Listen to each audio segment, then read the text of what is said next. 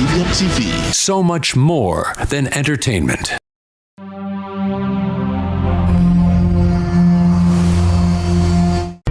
in this together. You are not alone. The time by Sagicor is 7 p.m. CVM News at 7 headlines Tuesday, courtesy of Heart NSTA Trust, Jamaica's Human Development Agency.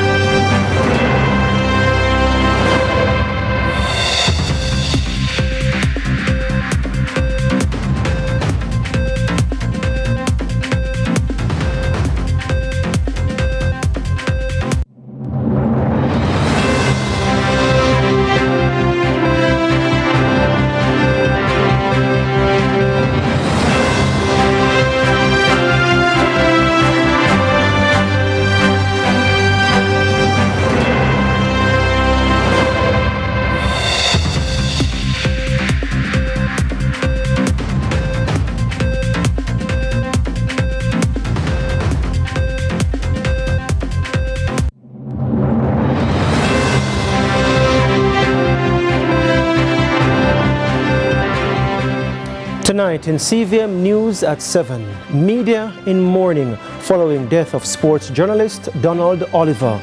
Melissa victims concerned about December 31 relocation deadline. Overseas reinforcements land to assist JPS with the final mile. And later, Renting Rules Part 2, the push for tougher laws as realtor scams spike. In the business report, we have the final JSC listing of 2025, while in sports, racing rally to stay stop as Tivoli climb in JPL Monday night action.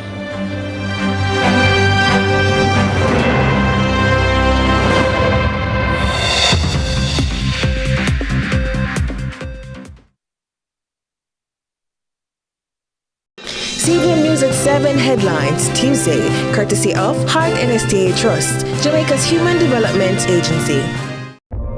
This holiday season, CVM brings you the magic of togetherness. Holiday movie magic. Now that is good. Miss Claire, I need you to come back here more often.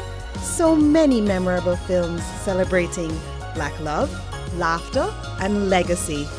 December 19th through January 2nd. Catch them in prime time and rewatch all day on the holidays. Counting on that.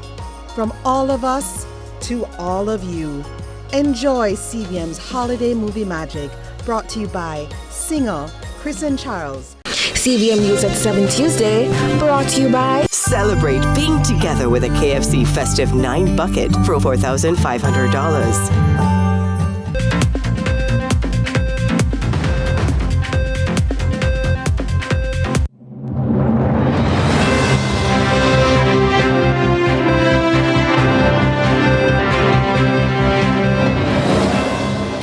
From Kingston, Jamaica, this is CVM News at 7. It's Tuesday, December 30, 2025.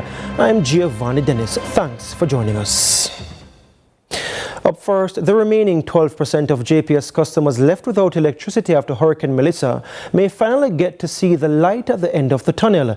This, as the Jamaica Public Service calls this stage of restoration, the final mile, with heavy-duty support continuing to arrive from across the border. Crystal Williams has the details. The Jamaica Public Service has advised that as of December 24, 2025, 88% of their customers have had their energy restored, and that critical sites of essential services such as NWC, Flow, and Digicel have been restored by 79%. The company assures those in Western parishes of the work being done in time for their holiday celebrations. For those who are looking on who don't have power supply, we want to assure you that we are committed to bringing power to you as quickly and as safely as possible. She describes this stage of restoration as the last mile. She says this is typically the longest, most challenging part of the stretch. Why? Because the customers are more dispersed, they are harder to access, there's a lot of hilly terrain to deal with. This is a part of the process that is going to be more demanding on the team. But as you know, we also have additional boots on the ground. We are equal to the task, and we will not stop until every customer has been re-energized. The manager for business continuity, resilience and contract management at JPS, Detomi Fuller, was on the ground on Monday when 72 specialized vehicles, including bucket trucks, diggers, pole trailers and pickups were offloaded at Freeport Montego Bay St. James as part of equipment to be used by the recently arrived Canada-based Holland Power Services Group. She says the newly developed assets bring the number of trucks to 160 that will be assigned primarily to Westmoreland and other disaster-affected areas of Western Jamaica. We are happy to have this equipment on the ground, which we know will fast-track our efforts in that area. As we know, Westmoreland was where the storm passed directly through the island, and so the devastation there is great. We still have a lot of wires and poles on the ground, and so we are looking forward to the work that the Holland Power Services will do to assist us. We're grateful to that team for coming in, and we are grateful to our customers for their patience. We also appreciate the support of the government of Jamaica in our efforts to restore supply to our customers as safely and quickly as possible. Crystal Williams, CVM News. Hurricane victims staying at the Petersfield High School in Westmoreland are voicing concern over the December 31 deadline given to them by the government to vacate the premises. The residents told the CVM News that they have not received any assistance at the shelter beyond food. One resident, Christina Campbell Ennis, explained that come tomorrow, over 100 families at the shelter will have to relocate with nowhere to go. Carla Ramdeen has the details. Residents staying at the Petersfield High School shelter say they are still awaiting the promised assistance to relocate before the government's December 31 deadline. One resident, Christina Campbell Ennis, says the local government minister Desmond Mackenzie came to the shelter before Christmas and promised assistance to relocate, but to date they have only received food. Nobody has come. From that day that they came, the Prime Minister of Jamaica came, he addressed us with no form of direction, no form of information as to tell us how he is going to transition from us being displaced into some form of stability. How will he get us back? There was no reassurance that came. I spoke to Desmond Mackenzie personally. He said that they will come back and speak to us. From that day, we have not set eyes on anyone to come and give us any form of directive. Campbell Ennis adds she has not received any updates from the shelter manager and believes residents are being overlooked. There's nobody for us to talk to. We feel abandoned here in Westmoreland, Petersfield to be exact. We feel like we have no help from the persons that should be there in a time that the nation should pull together and help who is considered to be most affected or most impacted by this Melissa disaster. We feel abandoned. There's no help in terms of persons who are suffering even psychological issues due to the loss, losing everything that we have worked for. There's nobody to comfort us, and on top of that, they treat us like we are the less than. Another resident, Trisha Gay Cunningham, expressed frustration about the situation. Cunningham says if she leaves the shelter, she has nowhere to go. Right now, I come out for a compound, I right at Riverside. I don't mind come right this side, come look. Under one chapel in with 1 2 months old baby. You understand? So where we go now? Insane go help with January. So if a January, the Prime Minister go help with. Why kick we off before January? We agree, so we're willing to leave. We're willing to leave the school compound because the kids they have to go back at school, right? But which part we are going to go? We don't have nowhere to go. Carla Ramdeen, CVM News. Road fatalities continue to climb this year, with 373 lives lost so far. This is slightly higher than last year. Despite remaining below the historical highs, officials warn that motorcyclists continue to be the most vulnerable group on the nation's roads. Kevin Black has the details.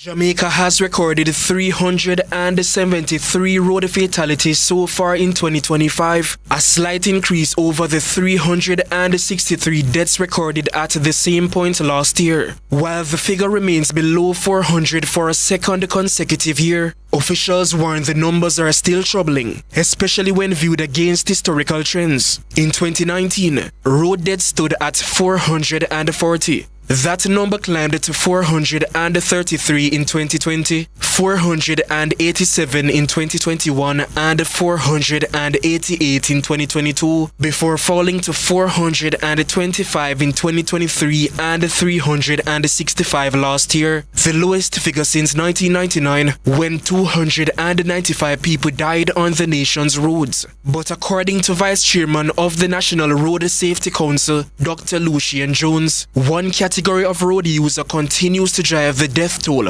motorists. And the single greatest contributor, rising since 1999, when we had, relatively speaking, only 295 deaths, is the number of motorcyclists who have died on our roads, rising from 47 in 1999 to a high of 166 in 2021. The question is what new measures can be employed to drive down the fatalities among this category of road users.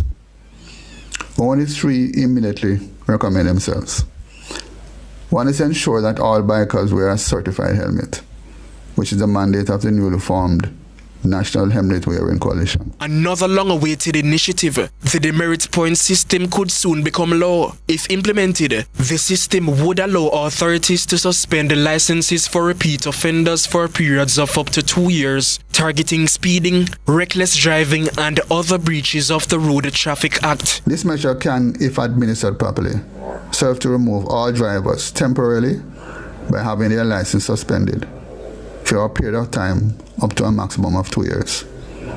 Those who persist in breaking the Road Traffic Act, whether by speeding, overtaking recklessly, and not staying in their lane, and other infractions. He went further to suggest, but by far the two most important levers we can pull in the new year is that of enforcement of the laws, which can stop the reckless behavior on our roads, and placing a focus on training motorcyclists and ensuring that they wear a certified helmet, and also that they drive more carefully. Kevin Black reporting for CVM News.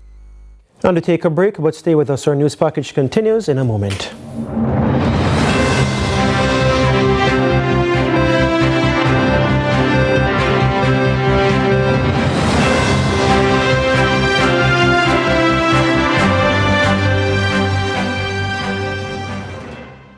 This is Jamaica's season for giving thanks for what matters. It's the time to show up, be there for each other, and to feed our hope for a brighter tomorrow. Celebrate being together with a KFC festive feast. Get the new festive 9 bucket. Proceeds from each festive feast purchase go towards hurricane relief. KFC is finger licking good. This season is the time. Digital is gifting smile. Gift a smile. Gift a smile. Gift a smile. Digicel is gifting smiles this season. 64 lucky customers will win $250,000 cash, and the third Sue getting $50,000 in groceries. You can also win Samsung tablets, furniture vouchers, and so much more. Best part, you can keep your prize, or you give all our partners to someone who really needs a smile. This season isn't just about winning, it's about making sure everybody good. Cash Digital in your community, bringing gifts and good cheer to keep you smiling into the new year.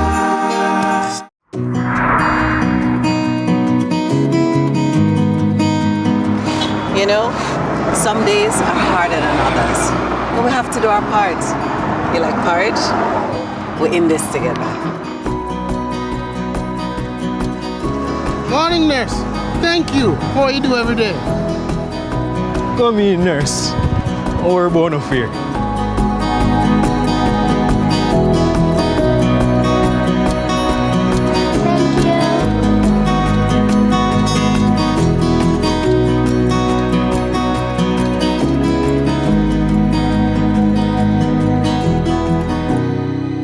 In this, together. together.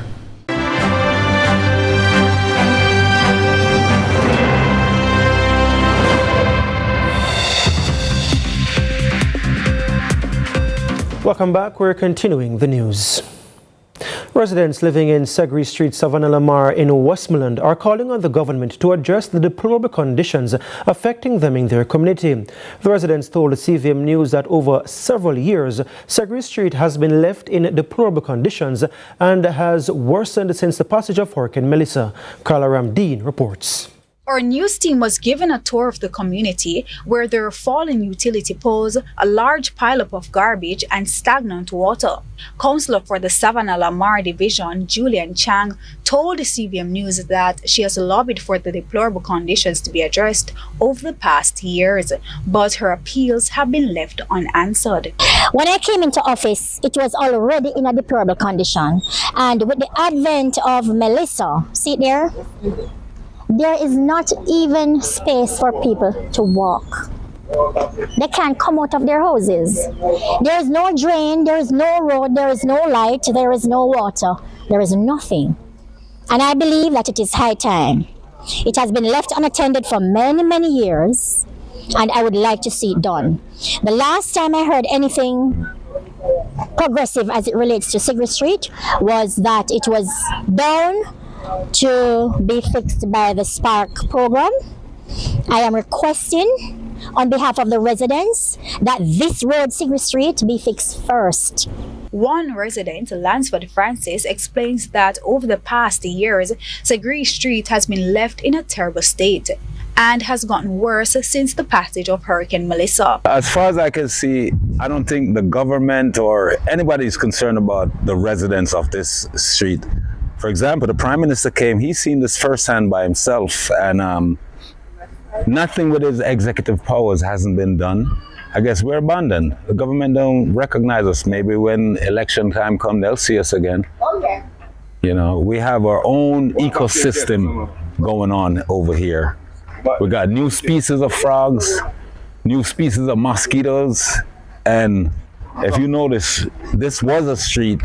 Now we have tadpoles and fishes in it.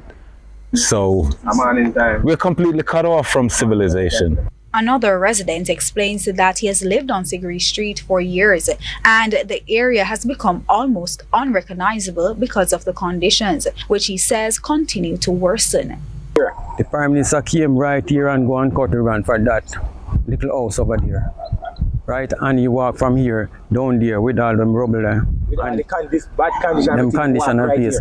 Well, I get to understand, some of the residents said to him, they would like to see him do something to it. Him say, yes, he might try to do something for the December before the holiday. And there it is. Nothing. No wish something could go on for Segre Street. Segre Street wasn't like this, no man. Segre Street was a nice little community. Everybody would like come to Segre Street.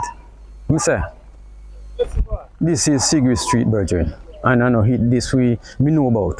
MP caretaker for Westmoreland Central, George Wright, says that while he served as a member of parliament for the division, Segre Street was placed on the government's PATH program and is slated to be fixed in the coming months.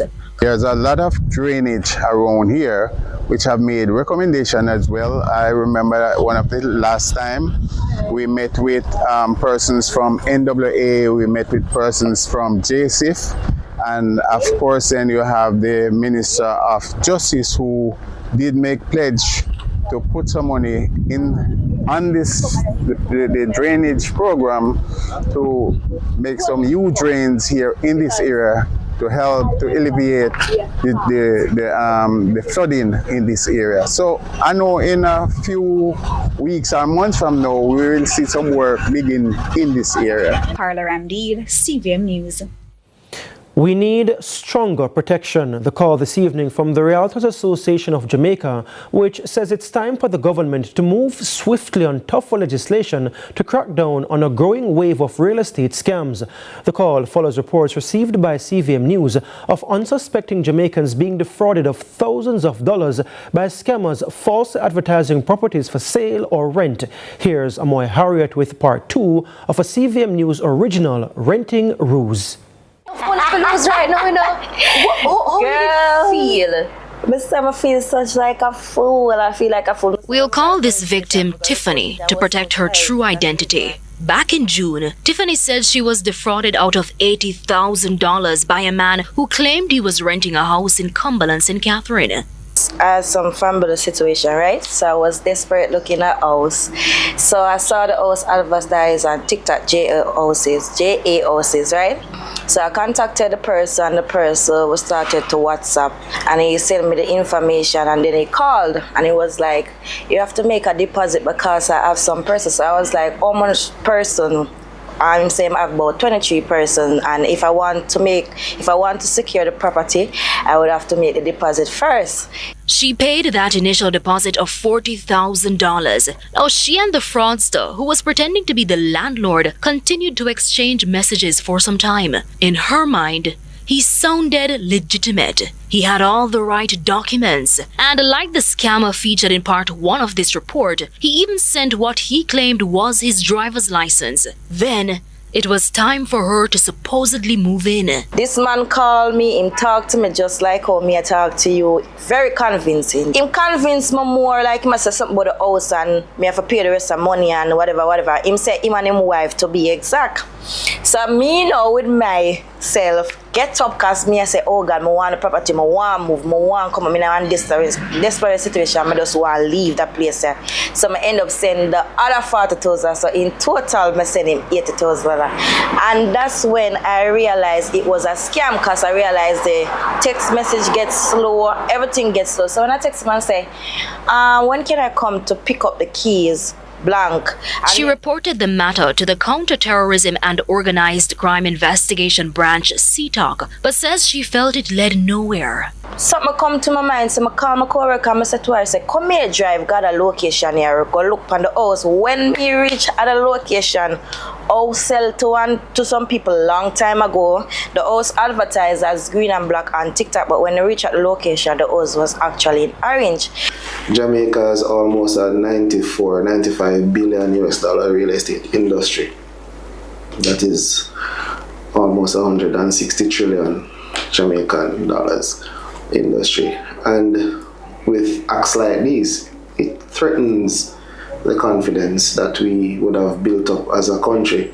Nevin Nish is the outgoing director of lobby group Realtor Association of Jamaica, RAJ. He says the association has been getting reports like Tiffany's for years, but there's been a noticeable increase in cases in 2025. I have received numerous reports. I can tell you it's daunting. Even during this interview, we know that we believe that these persons will get more crafty. It's why Mr. Nish says a vigorous multi-agency public education campaign is needed, but just as important, legislative and policy amendments. Especially with the Evidence Act and the Data Protection Act, which allows multi-agency to share information and data. It will take technological changes and implementation, such as, which it needs, interestingly, would have had some of those key features that will help with identity theft. Interestingly, we would have had a meeting with the Prime Minister last year. And he had promised to start a joint real estate task force. And of course, that will not only look at things specific to real estate fraud, but the general real estate industry and the processes. He's hoping that task force will eventually materialize. It's an emotional sport, an emotional thing. Everybody needs somewhere. No more land is being built. Amoy Harriet for CVM News. The media and sports fraternities have been plunged into mourning following the sudden and shocking death of journalist Donald Oliver. Mr. Oliver died Tuesday morning after complaining of chest pain. He was 40 years old. Donald Oliver is beyond special. He was dedicated. In our final show for 2025, we examine how churches were impacted by Hurricane Melissa. He was disciplined. Hello and welcome to Jamaica post Hurricane Melissa, the people, the places, the progress. He was passionate. Donald Oliver's most recent stint was at the Jamaica Observer, where he was audiovisual manager. He was working on a weekly feature called Jamaica Post-Hurricane Melissa, where he spoke with people who had experienced the hurricane's wrath firsthand. He also looked at the recovery efforts so far. Dominic Bobron is the CEO of the Jamaica Observer. I'm overseas at the moment, but it came as a shock to me this morning, and I know it came as a shock to our team members as well. Donald was a respected sports award-winning journalist. He was a welcome addition to our team. He joined us in late August, and promptly went to his efficient set of work to be able to help build us a TV capability, audiovisual capability, and we haven't looked back since. Since 2016, Mr. Oliver worked with Leighton Levy at the now-defunct Sportsmax. Both were part of a group that was scheduled to do a sports year in review tonight. The last conversation I had with him was at 7:07 p.m. yesterday. And that was fine. This morning I got a call. I missed the call, a call back, and there was a young lady on the other end of Donald's number asking if I had any contact for any of his relatives because he had collapsed and he was unresponsive and they took him to the hospital. And then within an hour, I had heard that he had passed. They hadn't made it public yet because his family had not been notified.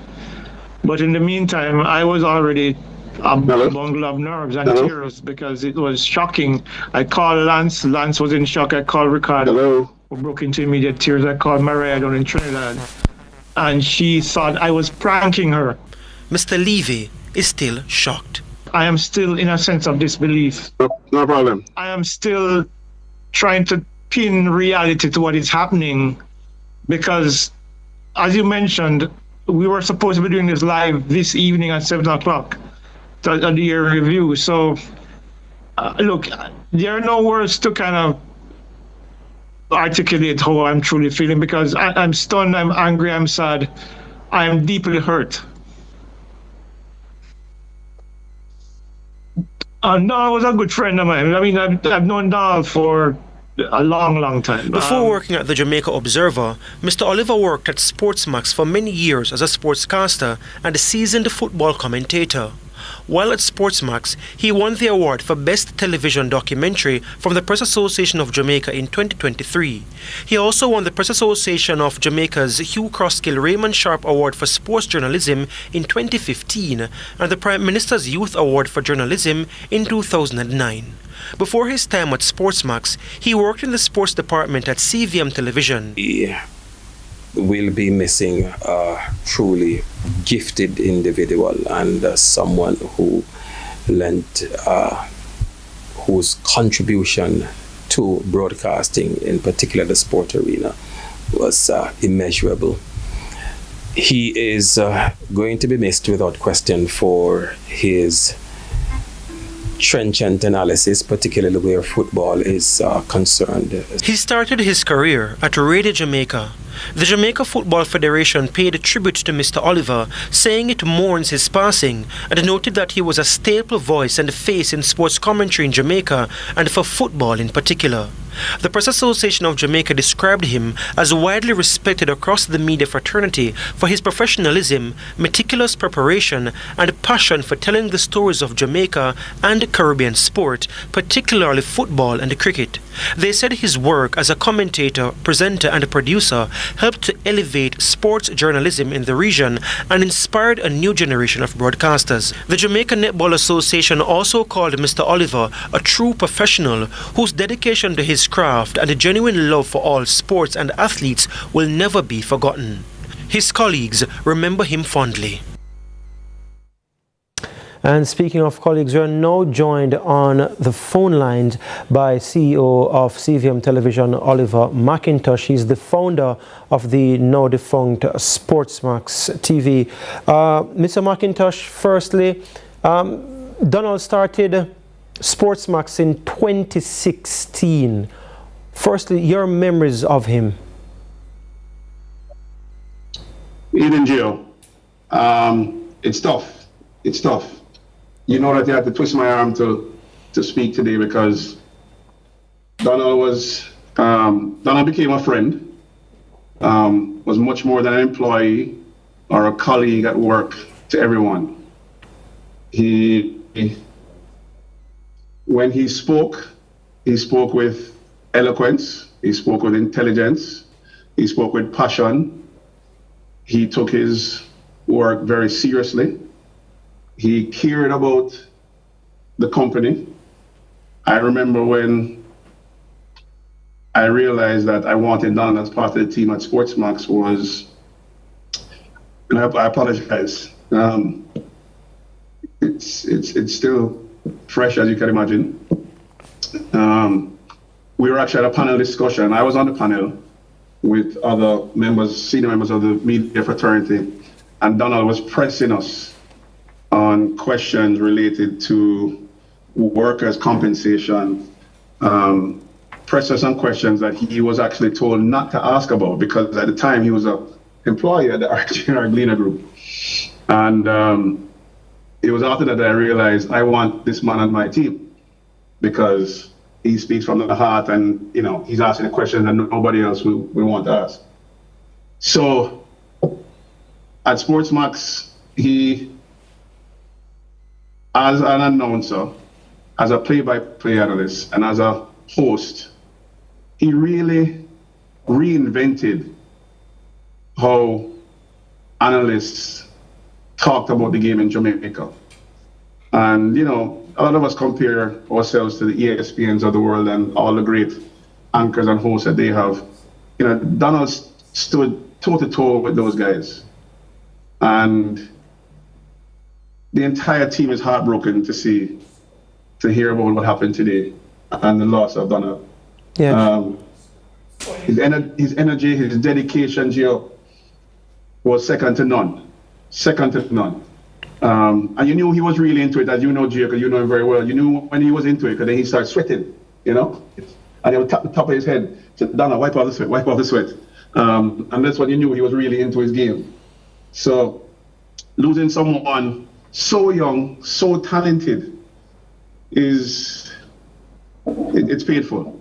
Yeah. It's painful, yeah. Yeah. And for you, I was speaking earlier this afternoon with Leighton Levy, a colleague. He was actually scheduled to host a sports year interview at 7 o'clock tonight with Leighton Levy, Lance Whitaker and Ricardo Chambers.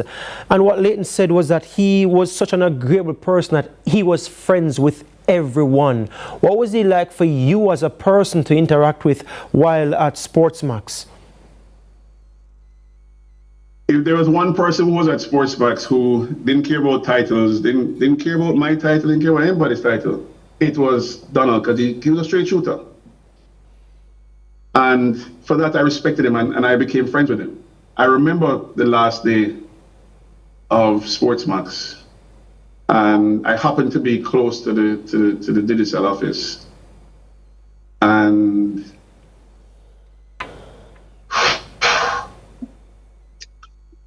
sorry, Jill.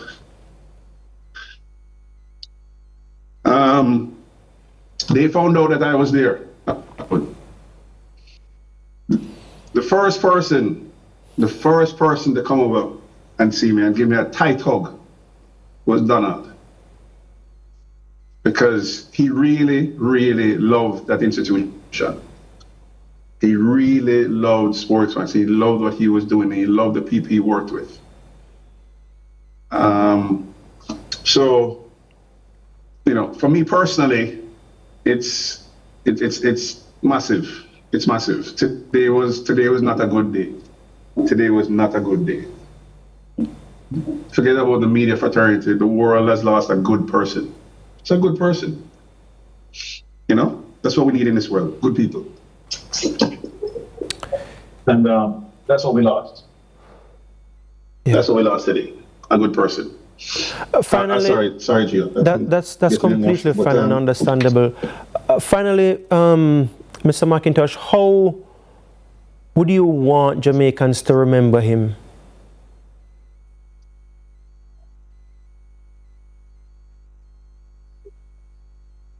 You know, remember Donald because while Donald got serious on television about his work, he never took too many things too serious.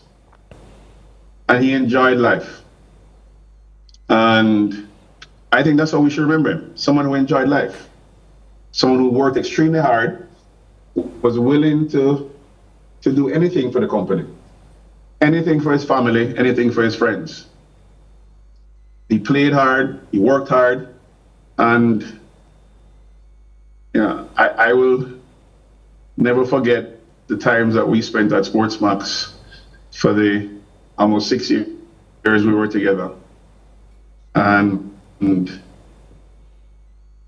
I was always amazed during a football match when Donald would speak, and his grasp of the English language and his ability to twist and turn based on what's taking place either at the match or with current events. And then, after the game, be able to kind of let his hair down and be your friend. Yeah. So I think that we should remember him as joyful Donald, as dedicated Donald, as eloquent Donald. And Donald, we miss you. We will miss you. We will miss you gravely. That was CEO of CVM TV and founder of the now defunct Sportsmax TV, Oliver McIntosh, speaking to us there about Donald Oliver. From all of us here at CVM TV, a condolence to the family and friends of Donald Oliver and his close colleagues at the Jamaica Observer. We take a break here on CVM TV. We'll be right back.